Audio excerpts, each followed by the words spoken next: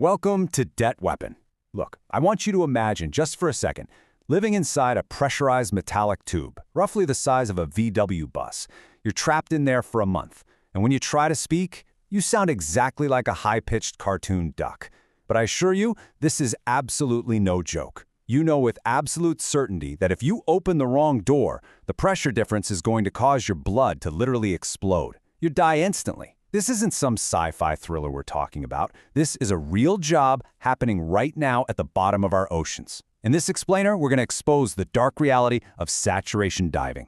Right now, as we speak, elite construction crews are living inside these submerged tubes. They're down there repairing offshore wells, laying vital pipelines, and clearing debris at depths way below 165 feet. But if you look at the source material, it's pretty clear how the system views them. According to the investigation, they're treated as, well, docile cogs in a massive trillion-dollar global energy machine. They are kept submerged and completely isolated for weeks at a time for one simple reason: corporate efficiency. The report suggests that in this massive industry, human life is just another component. You don't just work at high pressure. You literally become the pressure. Part 1. The Hidden Power System. Physics of the Racket. Now, to understand exactly why these men are forced to live in underwater storage tubes, we have to look at the physics of this whole racket. It starts with a biological nightmare that you might know as the bends. Under the crushing weight of the ocean, the nitrogen in the air you breathe is forcefully dissolved straight into your bloodstream. Ascend too fast, your body basically explodes from the inside out due to expanding bubbles. For a standard diver, spending just 1 hour at 250 feet requires 5 hours of painstakingly slow ascent. But if you're a billionaire oil executive looking at a spreadsheet, well, the data shows those 5 hours are viewed as nothing but wasted labor. It's lost profit. So, what's the corporate workaround? It's called saturation. Scientists figured out that once a human body reaches its absolute maximum level of dissolved gas, you can actually keep that person at that extreme pressure for weeks. You just have to do one massive, agonizing decompression at the very end of the job. So instead of letting these workers come home to their families after a shift, corporate operations literally lock them in specialized habitats. These habitats artificially match the crushing pressure of the seafloor. We're talking about pressures as terrifyingly high as 333 pounds per square inch. To put that into perspective for a second, the standard tire on your bicycle sits at about 65 psi. So these men are living under a synthetic atmospheric weight that would instantly crush a normal human being. Part 2. The Human Cost. The High-Pressure Lifestyle. This brings us to a pretty critical question. Why? Why would any rational human being trade their humanity, their freedom, and their safety to live like a lab rat in a steel storage tube? Well, the answer is the massive payout, designed to make men look the other way. The saturation racket pays heavily. A saturation diver can pull in up to $1,400 for a single day's work. That's 2 to 6 times what a standard commercial diver makes. It's a highly lucrative lure, dangled by energy conglomerates to find men willing to endure an agonizing physical transition just to clock in. And make no mistake, that transition is brutal. It's a process known in the industry as blowdown. The diver's tiny habitat is forcefully pumped with a synthetic gas mixture called heliox until it reaches that extreme target pressure. The physical toll? It's immediate, and it is violent. Your ears pop continuously. Your joints start aching with these deep, agonizing thumps because, and this is wild, your actual cartilage is physically shrinking under the weight. And then comes the heat.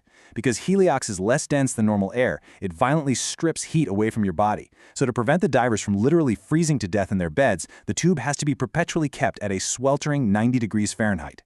But the bizarre twists definitely don't end there. Because that heliox atmosphere is predominantly helium, the vocal cords of these hardened, elite construction workers are fundamentally altered. For 28 days straight, every single word they speak sounds like a high-pitched cartoon duck. It's absurd, right? But this helium-soaked duck talk becomes the inescapable soundtrack to a grim, extremely claustrophobic reality. Part 3. The Illusion of Control. Life in the Tube.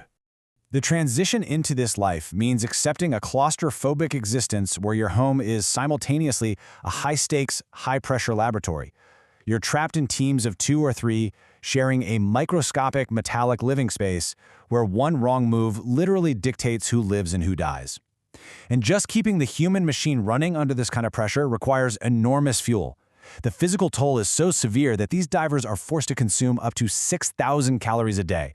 We're talking 4 massive meals plus daily regimens of multivitamins, just to keep their organs from shutting down. Oh, and because the extreme pressure completely mutes their taste buds, they routinely drench every single meal in thick, hot sauce. They do it just to feel something, anything. Life in the tube is really a bizarre compromise between human dignity and corporate survival. Because the environment is so incredibly lethal, you have zero privacy. None. You are placed under microscopic surveillance by a surface life support team. They watch your every move through cameras positioned absolutely everywhere. Yes, even in the bathroom. They have to, because they are the only thing standing between you and a harrowing, instantaneous death. To show you just how razor-thin the margin of error actually is here, let's look at that bathroom situation. Even flushing a toilet requires a highly monitored, terrifying protocol. First, you must verbally request a flush from a technician who's safely stationed on the mothership above. Then, that technician carefully opens a series of specific valves to safely equalize the pressure. If you attempt this without clearance, or if a single valve fails, the pressure difference will literally suck your internal organs out of your body and right into the freezing black ocean. Part 4. The depths. The surgical work below. Now, surviving the tube is just the baseline. Eventually, it's time to actually do the job they were paid for. The divers have to transition from their cramped habitat into the wet pot, which is this tiny pressurized portal. From there, they crawl into a diving bell, basically a shower-sized pressurized room that completely detaches from the main habitat and lowers them directly down into the abyss. They step out into the pitch-black, freezing water of the deep ocean floor. Locked inside heavy helmets, they are entirely cut off from the surface world, tethered to life by a single umbilical cord. That cord is their only source of air, electricity, and the hot water that's continuously pumped into their suits to stave off hypothermia.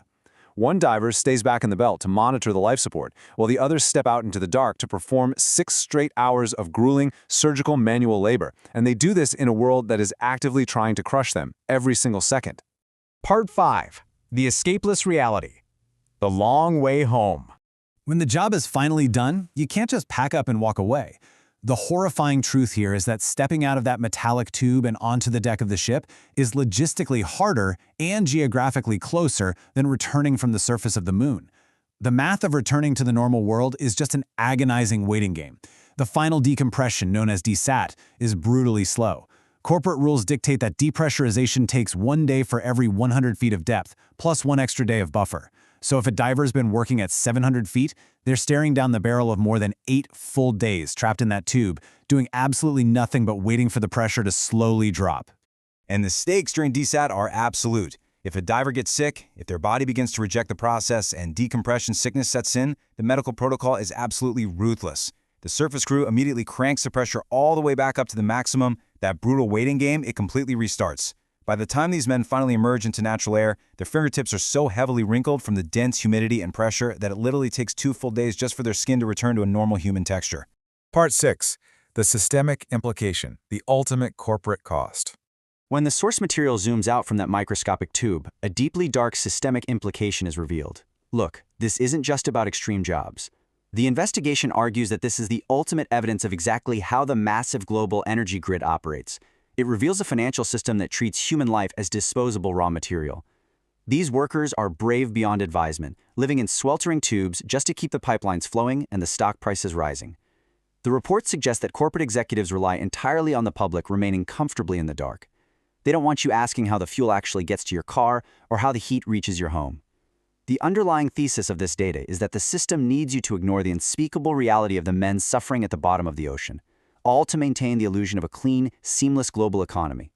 But now, you know the mechanics of the saturation racket. You've seen the lengths to which corporate control will push human endurance for the sake of efficiency and debt manipulation. This system thrives on your blindness. So the question is, will you remain a docile cog in their machine?